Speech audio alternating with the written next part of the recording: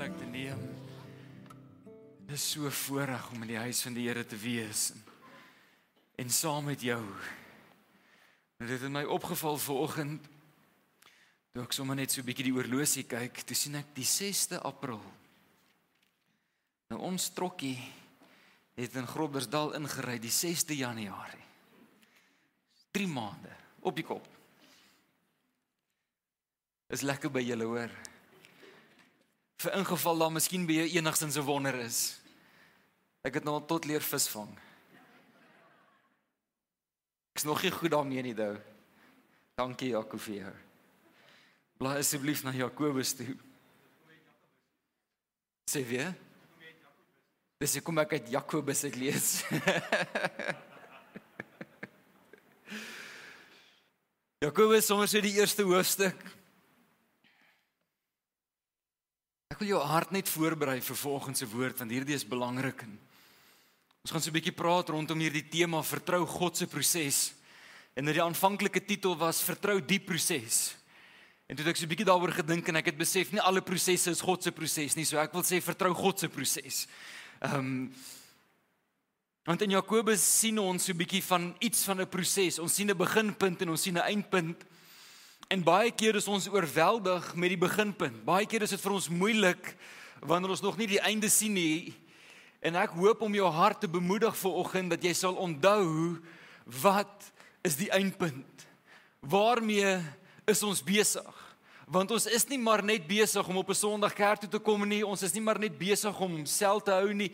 Ons is maar nie net besig om 'n bietjie te sing nie. Ons is besig met iets groter. En ek hoop om jou te herinner. Maar dalk belangrik om net te weet, ek het Dinsdag by die woordskool vir die ouens ook gesê, wanneer ook al jy die woord Jakobus hoor, dan het jy nodig om dalk so bietjie net jou veiligheidsgordel lekker vas te trek. Jy het nodig om jou emosies so klein bietjie een kant toe te skuif, want vir mense wat lig geraak is, hulle gaan lees nie graag Jakobus nie. Jakobus is 'n bietjie van 'n uitdaging. Jakobus sê 'n ding soos dit is, en nie net soos dit is nie, sommer soos dit is. Jy weet, hy gee nie om regtig waartoe jy gaan nie. En hier is miskien iets hoekom. Ek weet nie of jy dit weet nie, maar Jakobus wat hierdie brief skryf is ook die halfboetie van Jesus. En ons lees in in Johannes 7 en ook in Matteus op 'n paar plekke dat Jesus se broers was nie noodwendig baie goed gesind teenoor hom nie. Ons lees min daarvan, maar die kere wat ons daarvan lees, is dit so, Jesus se broers het hom nie regtig geglo nie. Dit is amper asof hy vir hulle so 'n bietjie van 'n irritasie was. Maar beide Judas en Jakobus moes iewerster besef het dat hierdie boetie van hulle is iets anders. En natuurlik, hulle ma en hulle pa kon getuig daarvan, hè. Hulle kon hulle daarom sê. Maar dis iets van hierdie radikale bekering wat ek lees wanneer ek Jakobus lees. Hy draai nie doekies om nie. Hy sê dit soos wat dit is.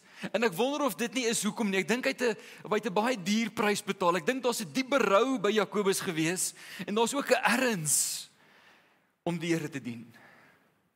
En so berei asseblief jou hart voor en weet dat die radikale woorde van Jakobus ook vir my en vir jou belangrik is in hierdie proses.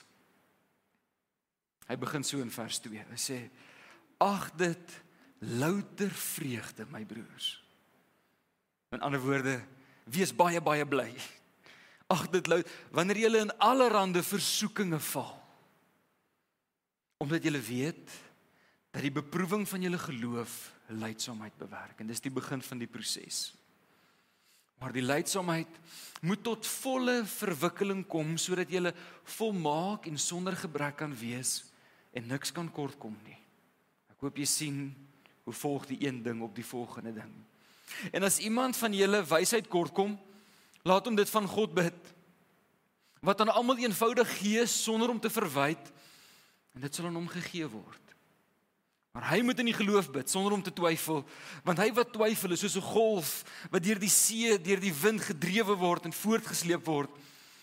Want die mens moenie dink dat hy, want die mens, aan die ander woorde die persoon wat sonder geloof gaan, moenie dink dat hy iets van die Here sal ontvang nie. So 'n dubbelhartige man, onbestendig in al sy weë.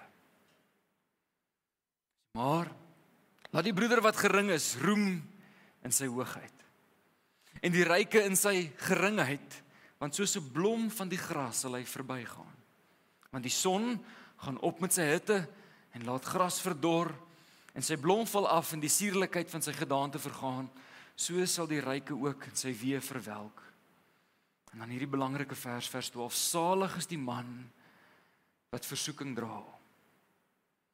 Want as hy die toets deurstaan het, sal hy die kroon van die lewe ontvang wat die Here beloof het aan die wie hom liefhet. Ek wil begin by hierdie plek. En so die eerste deel waar ek met jou wil praat is dat ek en jy regtig moet begin met die einde in gedagte. Nou, ek praat vanoggend met manne en vroue wat ek glo lief is vir die Here. Wat ek glo God wil verheerlik in alles wat hulle doen.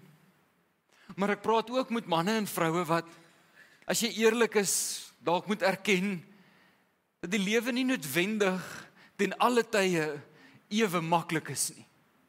Mag ek jou net vat na 'n oomblik toe en wanneer ons nou die tafel gaan bedien en gaan deel in die nuwe verbond, dan gaan ek jou ook hieraan herinner, maar ek wil jou herinner dat daar was 'n oomblik gewees in die tuin van Getsemane, waar dinge in Jesus se lewe nie heeltemal so lekker was nie. En hierdie is vir my ontsettend belangrik, want ek wil dit eintlik luidkeels uitroep. Jesus het nie verkeerde besluite geneem en dit het hom gelei na die tuin van Getsemane toe nie.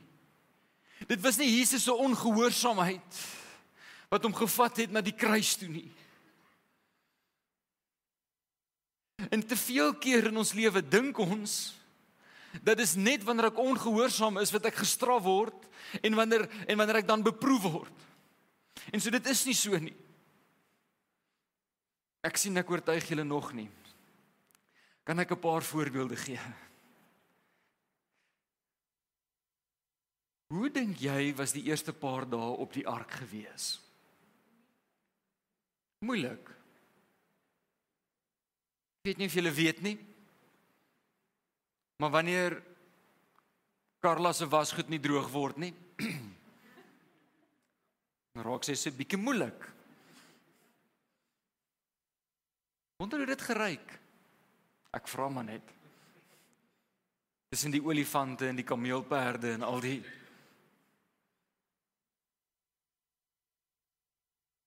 Is dit Noag se gehoorsaamheid of sy ongehoorsaamheid wat hom vat na moeilike omstandighede toe? Ek kan aanhou, maar ek het baie om te sê, so ek moet myself nou, en ek wil julle waarsku, hierdie woord het baie afdraai paadjies, so ek moet gefokus bly.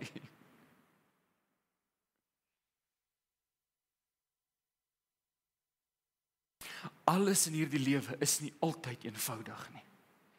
Maar jy sien, hier's die probleem. Dis wanneer dinge nie so eenvoudig is nie. Dis wanneer dinge moeilik is en soms selfs hard is. Wanneer daar pyn en hartseer en soms selfs trauma is. Dis wanneer ek en jy die draad van die storie verloor. En dis hoekom ek jou moet herinner dat ek en jy die proses moet vertrou. Want ek en jy, wanneer hy sê, ag dit louter vreugde, wanneer allerlei versoekinge val, nou daardie woordjie versoekinge of beproewinge, dis vir ons is dit twee goed. Vir ons is versoeking 'n geleentheid om stout te wees, 'n geleentheid om die verkeerde goed te doen, dan noem ons dit 'n versoeking. Vir die Grieks is dit dieselfde, dis 'n toets. Dis 'n toets, dis nie net 'n geleentheid om sleg te doen nie, maar dis ook net die moeiliker deel van hierdie lewe. As jy so ag dit louter vreugde my broers wanneer jy met allerlei moeilike dele van die lewe te doen kry. Dis wat hy ook sê. En so omdat jy weet dat die beproefdheid van jou geloof lydsaamheid bewerk. Wat is lydsaamheid? Lydsaamheid is geduld, maar is 'n bietjie meer as geduld. Dis geduldige standvastigheid. En ek het weer vir jou sê, dat lydsaamheid is geduldige standvastigheid. Dis wanneer jy in die proses is om God te vertrou vir wonderlike goed, om nie frustreerd te raak nie, om nie op te gee nie, Om nie te begin twyfel nie. Dit is wat lydsaamheid is. En hier hoe ons daar kom. Ons begin met die einde in gedagte. Hier is wat my in jou hart en ons sinne moet bewaar. En ek gaan vir jou 3 verse gee. En goede wat ek weet, belangrik is, ek wil jou herinner, so jy het nou gesien in vers 12, so in Jakobus se proses, is hier die lydsaamheid, en dan is daar die element van wysheid, en dan konfronteer hy ons so 'n bietjie met die tydelikheid, en dan kom hy in vers 12, en hy sê, maar salig is die man wat die versoeking, of dan nou die beproewing, of dan nou die toets, kies wat se een ook al jy wil, want hulle in die Grieks, dis dieselfde woord, hy sê, want as hy die toets deurstaan het, sal hy die kroon van die lewe ontvang. Ek staan vanoggend voor jou om jou te herinner daaraan dat die einddoel is die kroon van die lewe. Die rede hoekom ons getrou is, die rede hoekom ons nie opgee nie, is die kroon van die lewe. In Openbaring 2 vers 10 praat hy met die gemeente, en ek dink dis in Smyrna, ek het nou, want daar's nou een in Thyatira ook, so ek hoop nie ek het hulle de mekaar nie, ek glo dis die een in Smyrna. Hy sê, vrees niks wat jy sal ly nie. Hy sê, kyk, die duiwel gaan sommige van julle in die gevangenis werp, sodat julle op die proef gestel kan word. En julle sal 10 dae lank verdrukking hê. Hy sê, wees getrou tot die dood toe, en ek sal jou die kroon van die lewe gee. En dan dink jy, Johannes, hoe praat jy dan nou? Wat is die goeie wat jy sê? Nee, wat hy sê is wat hy sê. En ek en jy moet kan standvastig wees, ten spyte van.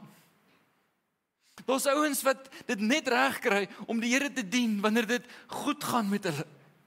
Daar is manne en vroue wat net die Here kan dien, solank as wat die Here doen dit wat hulle vra. Gedeeltes soos hierdie in Openbaring moet my en jou herinner, dat ten spyte van die moeilike tye, word ek en jy geroep om getrou te bly, en daarom wil ek vir jou sê, vertrou die proses. Nie net in Openbaring nie, maar ook in 2 Timoteus, wanneer Paulus aan Timoteus skryf, hy sê, verder is vir my weer lê, die kroon van die geregtigheid. Nou daar's ouens wat hierdie wil uitmekaar uittrek en sê die kroon van die lewe is nie heeltemal die kroon van geregtigheid nie. Ek is van mening is heeltemal dieselfde. Dis als 'n kroon, dis als 'n loon, dis als 'n skat. Okay, so Paulus sê daar's my iets weggelê. Die rede hoekom hy deur die moeilike goed kon gaan soos wat hy dit kon doen, maar dan was iets van die einde wat hy in gedagte gehou het. Pastoor, maar as so en so nou gebeur, dan gaan die mense nou so en so dink, en hulle gaan so en so sê. Laat hulle maar sê, dis okay. Dis nie die endgame nie. Pastoor, maar gaan baie geld verloor as ek eerlik besigheid doen. Verloor asseblief al daai geld, want dit gaan jou niks help. Pastoor, maar gaan dalk my verhoudinge versier as ek eerlik is. Ek wil vir jou sê, wees liewerster eerlik, want dit maak nie saak hoeveel verhoudinge jy verloor op aarde nie, dit bly als tydelik. In Efesiërs 6 vers 8, en hierdie is nou die laaste een oor die loon, hy sê, omdat julle weet dat elkeen van julle, omdat julle weet dat elkeen vir die goeie wat hy doen, loon van die Here sal ontvang, of hy 'n slaaf is, of 'n vry man. Ek kan ure praat, maar ek wil hê die beginsel moet in jou hart leef. Die einde is die loon wat ons in die ewigheid ontvang, nie dit wat hier op aarde gebeur nie. En dit kan soms bitter moeilik wees. Dit kan soms baie hard wees. Maar werk daarvoor. Wees intentioneel daaroor. Dan kan ek 'n paar praktiese voorbeelde gee, en ek vir jou wat in 'n besonderse uitdagende werksomstandighede is. Vir jou wil ek sê, jy moet onthou dat daar is 'n loon vir jou in die hemel wat sing, loof die Here ten spyte van jou werksomstandighede. Vir jou wat moontlik 'n besonderse uitdagende huwelik het. Ek wil hier met my hoor, liewe man, Elke keer wanneer jy jou koningskap opneem, elke keer wanneer jy hoof en priester is soos Vader dit van jou vra, elke keer wanneer jy kies om getrou te wees in die woord onder jou moeilike omstandighede, wil ek hê jy moet onthou, aan die einde van dit alles is daar vir jou 'n loon.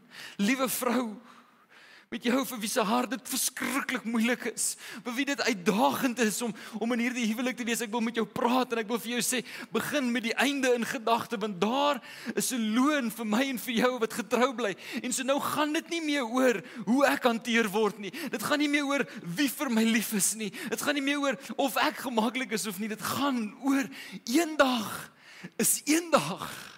Dan ruil ek hierdie tydelike vir die ewige en daardie dag wil ek wen.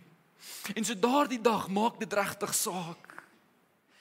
Leef, asseblief, ek pleit by jou, leef vir die eendag en nie vir die nou nie. Jy sien, Jakobus gebruik rykdom. Ek hoop julle het dit gehoor in die gedeelte wat ons gelees het. Jakobus probeer die klem lê op hoe nutteloos die tydelike is. En dan gebruik hy 'n voorbeeld wat hy hoop almal sal verstaan, die voorbeeld van ryk en van arm. En dan sê hy, man, die ou wat arm is, hy kan roem in sy geringheid, want die tydelike is nie wat belangrik is nie. Hy maak selfs die stelling, hy sê, maar die ryke sal vergaan. En wanneer hy dit sê, moet ek en jy nou baie versigtig wees, want dit hang nou af van of jy jouself sien as ryk of as arm. Jy weet, gaan jy dalk nou of amen of eina sê. Wat Jakobus probeer klem lê is die absolute tydelikheid, selfs van rykdom. Tydelikheid. Ons kan nie leef vir die nou nie. Ons kan nie so besig wees met die nou. Spite van die teleurstelling, spite van selfs ongeregtigheid soms. Wil ek vir jou sê, jy moet vashou. Vertrou God se proses. En in die proses, moenie gaan sit en passief wees, totdat dit als verby is, en dan wil jy gelukkig wees nie. Weet jy, liewe gemeente, dat daar 'n loon in die hemel is, vir elke een, wat hulle blydskap in die Here vind, ten spyte van die feit dat hulle siek is in hulle liggame. Dis die einde. Dit is die einde wat ons in gedagte moet hou, dis hierdie loon. Dis die eendag. Maar dis nie net alleen goed genoeg om die wave uit te ry tot ons daar land nie. Nee, ek en jy moet volhard tot volwassenheid. So hy sê dit, hy sê, so hierdie lydsaamheid, hulle moet tot volle verwikkeling kom, sodat ons volmaak kan wees en sonder gebrek. Dis Vader se hart vir my en vir jou. Is dat ons volmaak sal wees sonder gebrek, dat ons sal volhard tot volwassenheid toe. Hy sê in Timoteus 6 vers 11, en let op lydsaamheid. Nee, julle kan onthou wat beteken lydsaamheid. Wie kan vir my sê? Julle kan onthou, ek het julle nou net gesê. Ja, geduld en standvastigheid. Om geduldig te wees in standvastigheid, om te bly vas staan.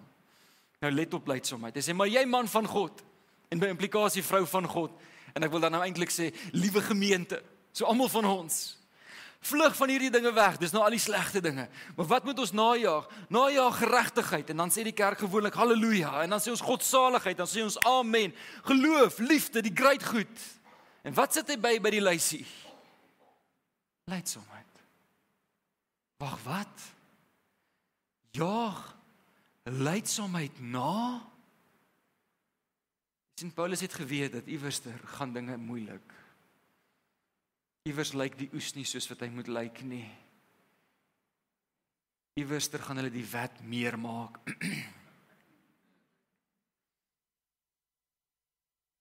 Iewers gaan iemand jou onregverdig hanteer.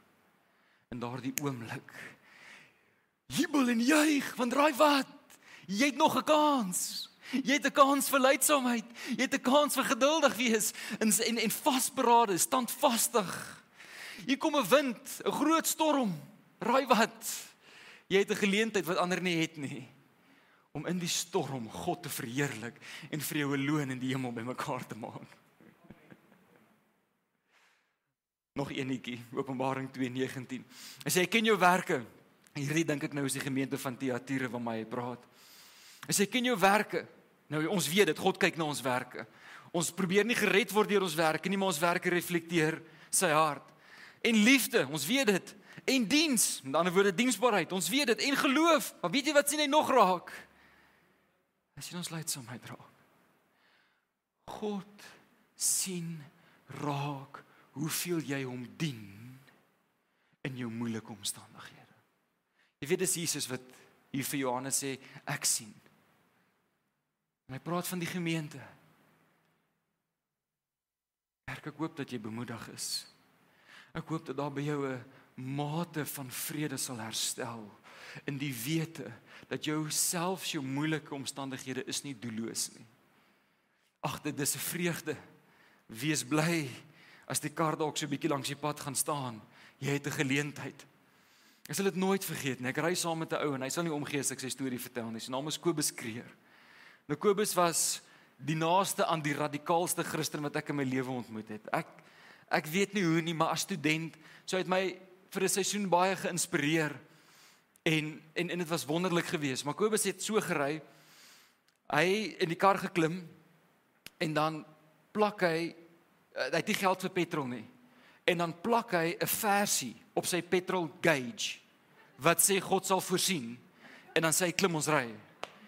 En dan ry ek saam met Kobus die hele Johannesburg vol op wie weet wat se fumes. Ek weet nie. Nou as jy Johannesburg ken, miskien sal jy hierdie kan waardeer. Ontdekkersweg in die Wesrand is 'n redelike, jy weet, op Ontdekkers, seker 2 kilos van Westgate af, peak traffic in daai 1800 Golf van hom wat onmoontlik is. Geen wonder hy het nooit geld vir petrol gehad nie. Hy moes dalk vir 'n ander kar gekoop het, maar okay. Hy gaan vrek die kar. Ons staan in die middelbaan op Ontdekkers. En hy staar die kar en die kar wil nie start nie. Hy sê, jy moet bid want ek gaan nou bid. Ons het nodig om by die klas te kom en hy gaan sit so terug. Hy sê, ek ervaar die Here wil iets doen. Pieter, ek en jy al twee ou. Hy sê, jy kan net so sit, en hy klim uit die kar uit. Hy loop so, hier staan nog 'n kar, net so op die kant. Ek weet nie of hy 'n wiel of iets gekort het nie. Hy is besig daar. Kom terug in die kar. Hy sê, dit was lank, dit was seker 10-15 minute. Hier agter ons, imagine. Dis net hoeters. Kom terug, hy sê, ja, hy het geweet die Here wil iets doen. Haar ou het Jesus nodig gehad, hy het hom net gaan na die Here toe gelei. Hy vat daai sleutel.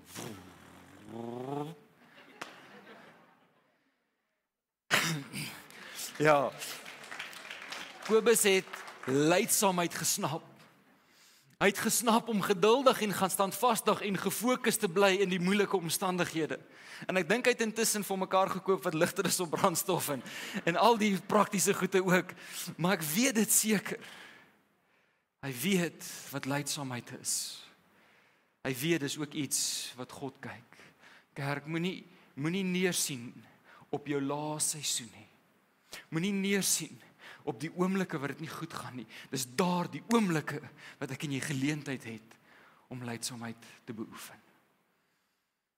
Die laaste deel waar ek met jou wil praat is hierdie middeldeel. Jy sien van hier waar ons begin en waar ons moontlik nou is, na hierdie dag toe wat ons loon gaan ontvang, hier moet ons nog leef. En om hierdie te leef, sê Jakobus vir my en jou, moet ons wysheid by God kry. Ek herinner jou in vers 5, hy sê, as iemand van julle wysheid kort kom, laat hom dit van God bid, wat aan almal eenvoudig gee, sonder om te verwyd, en dit sal aan hom gegee word. Ek wil vir jou sê, as jy nog nie die wysheid ontvang het nie, moet jy weer gaan vra. En jy moet aanhou vra. Daar is 'n belofte in God se woord dat God sal vir jou wysheid gee met 'n terms and conditions. En die terms and conditions is dat ek en jy in die geloof sonder om te twyfel na hom toe sal gaan en hom sal vra. Maar dis 'n gevestigde beginsel in God se woord. As jy wysheid kort kom, gaan haal dit by die Here. Wil jy weet wat om te doen van nou tot dan?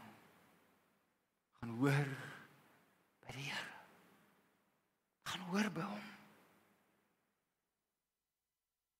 Maak jou hart oop. Nie op jou eie insig staat maak nie. Die wysheid wat jy nodig het is waarskynlik by God te vind. En net so praktiese riglyne. Later in Jakobus wanneer hy baie oor wysheid praat en jy kan Jakobus is lank net, dink is net 6 hoofstukke. Ek net gou vir jou seker maak. Jakobus is nie lankie, is net 5 hoofstukke lyk dit vir my. Jy kan hom deurwerk, maar van hoofstuk 3 af tot amper aan die einde praat hy spesifiek oor wysheid. Party ouens noem Jakobus selfs die Spreuke van die Nuwe Testament. Maar hier's net vir jou een. As jy maar die wysheid wat van bo is, met ander woorde, hierdie wysheid het sekere eienskappe om jou te help.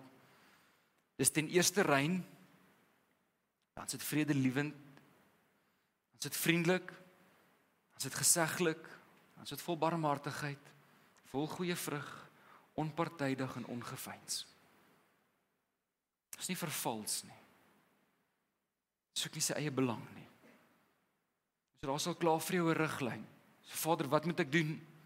As daar enige iets is in die keuse wat jy het wat om te doen, wat teen enige van hierdie gaan, moet jy weet, hierdie is dan nou nie wysheid wat van bo af is nie.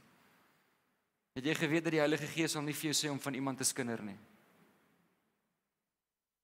Dis buite die wysheid wat van bo kom. Sal jy onthou om van waar ons is tot waar ons eendag sal wees, om regtig God te vertrou vir wysheid. Ek gaan jou los met hierdie vers en dan gaan ons die nagmaal bedien. Hy sê in hom in wie ons ook 'n erfdeel ontvang het. Hierdie is my so belangrik. Ons het reeds 'n erfdeel ontvang, nie die volheid daarvan nie. Die volheid van ons erfdeel sal wees wanneer ons die ewige lewe het en wanneer ons loon ontvang, maar ons het reeds nou ontvang 'n erfdeel, naamlik die Heilige Gees en God se woord. Maar wanneer ons praat oor ons erfdeel, praat ons ook van die krag wat ek en jy ontvang het, die vermoë wat ons het. So, ons het 'n erfdeel ontvang nadat ons van tevore daartoe verordeneer is ooreenkomstig die voorneming van hom wat, en hierdie is belangrik, alles werk volgens die raad van sy wil.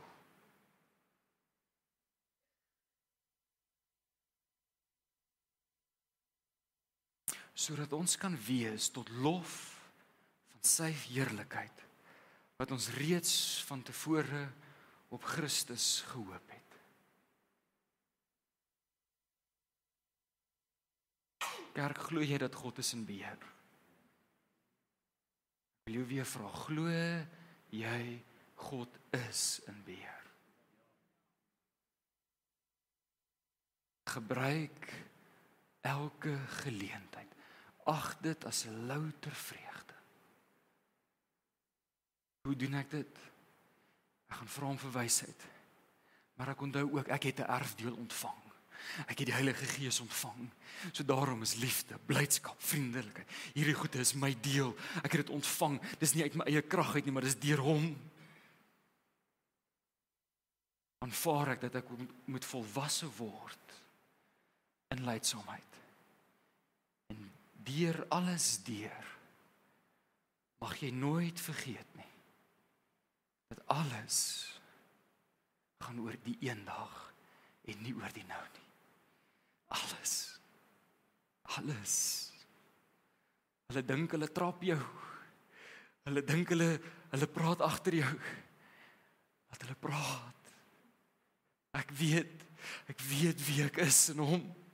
Ek weet wat hy van my vra. Ek is doelgerig. Ons nie een oomblik van een dag wat ek dink, nou moet ek weet hy sal vir my beklei. Ek weet goed sal uitwerk, dit sal oukei wees, want ek vertrou die proses. My laaste opmerking vir jou is soos wat jy fokus op die einde, soos wat jy fokus op die loon van eendag, wil ek jou mooi vra, hou asseblief op om alles te tel wat jy nie het nie, en begin weer tel wat jy wel het.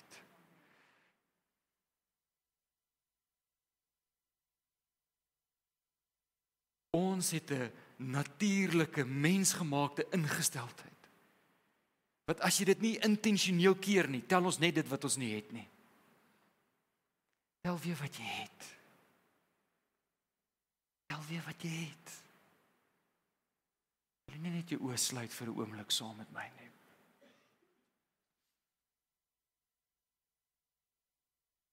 En ek wil hier onder by julle kom staan, want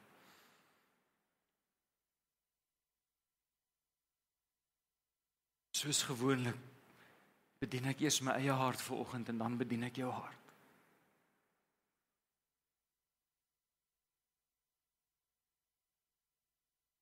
As jy vanoggend in besonder die Heilige Gees nodig het, soos wat ek hom nodig het. As jy net wil reageer op sy woord, as jy net saam met my wil sê, Here, mag ek asseblief meer geduld hê en meer standvastig wees in my moeilike omstandighede, wil ek jou uitnooi om net nou vir 'n oomblik saam met my op te staan.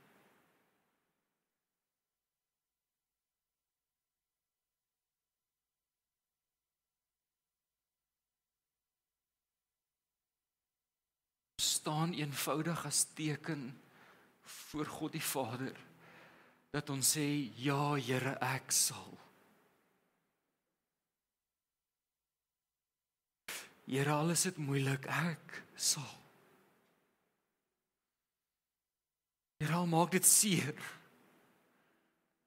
Ek gaan U proses vertrou en nie op my eie insig staat maak nie. En soos wat ek die woord bedien het, het ek so bewus geword dat daar manne en vroue is wat op 'n baie diep vlak in 'n baie uitdagende seisoen is.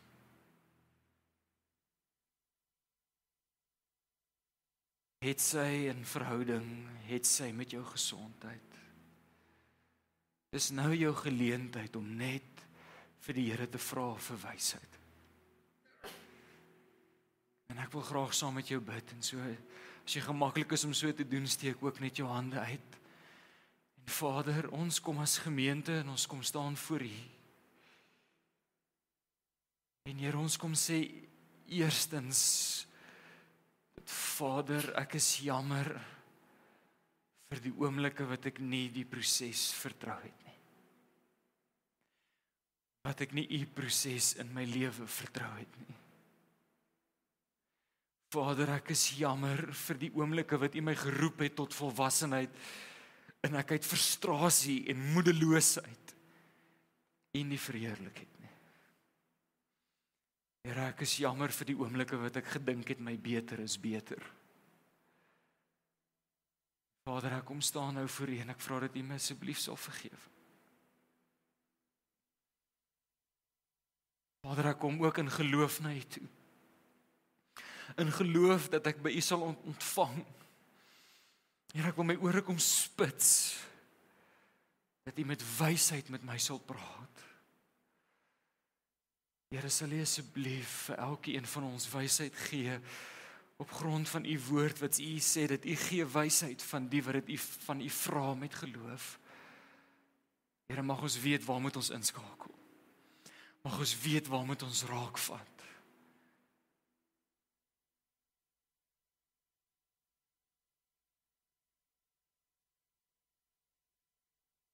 Here, so baie dankie. Dankie dat U ons vandag nog bedien. Dankie dat U ons styf vashou. Ek bid dit in Jesus naam. Amen.